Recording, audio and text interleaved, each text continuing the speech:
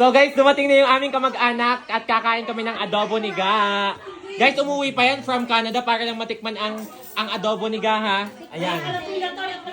Ayan guys, adobo ni Ga. Kumuha ka na lang ng sili. With kanin. Okay, kaya tayo. Yeah. Sili. Trip to Jerusalem. Patay, nagkagulo na po si Kulot. Ang dami pong dala. Ayan, ano masasabi mo? Natikman mo na yung mga napapanood mo lang. Guys, legit. Masarap. Ang adobo. Ayan. Kain guys. Shoutout kay Ate Lisette from Vancouver, Canada. Nag-uutasan na sila sa loob sa pasalubong. Ay, namumungkal din eh. Magagala tayo bukas. Patingin Tito Arch yung suot mo sa taytay bukas. Sige, Ari.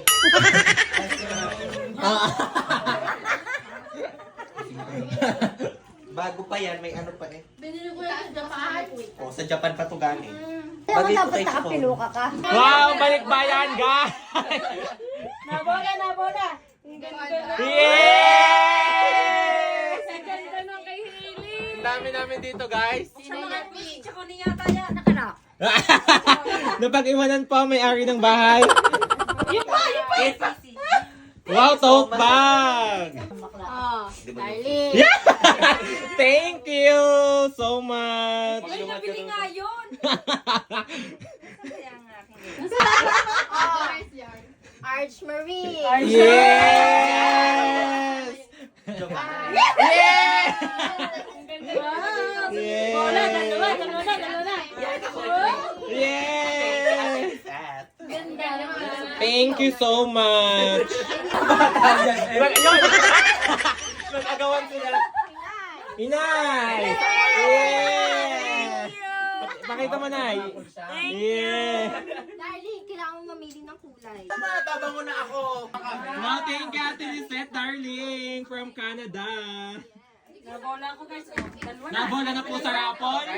Ang lahat. Nabola na lahat. Ang dalawa nagbababag pa din.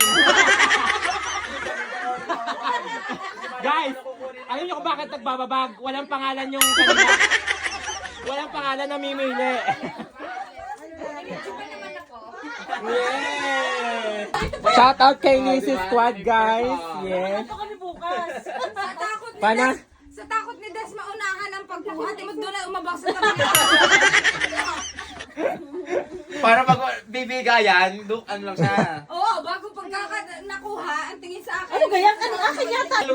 Pana, Dad! Sisi, sa akin naman ako. Yan, si Sisi din na mo po, oh.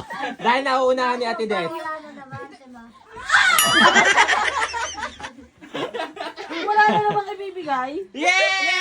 Hindi naman gaano magbabakbakan pa ako. Pagdating mo si Des, tunod mo. Tunod mo yung tsura. Hoy, sa namin ang inatag bingi. Gagamit ka yan? Amoy ako nga. Sabi hinihili yan, Ben.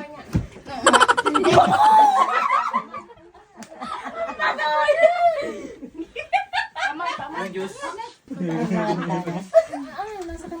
Tutok-tok ako.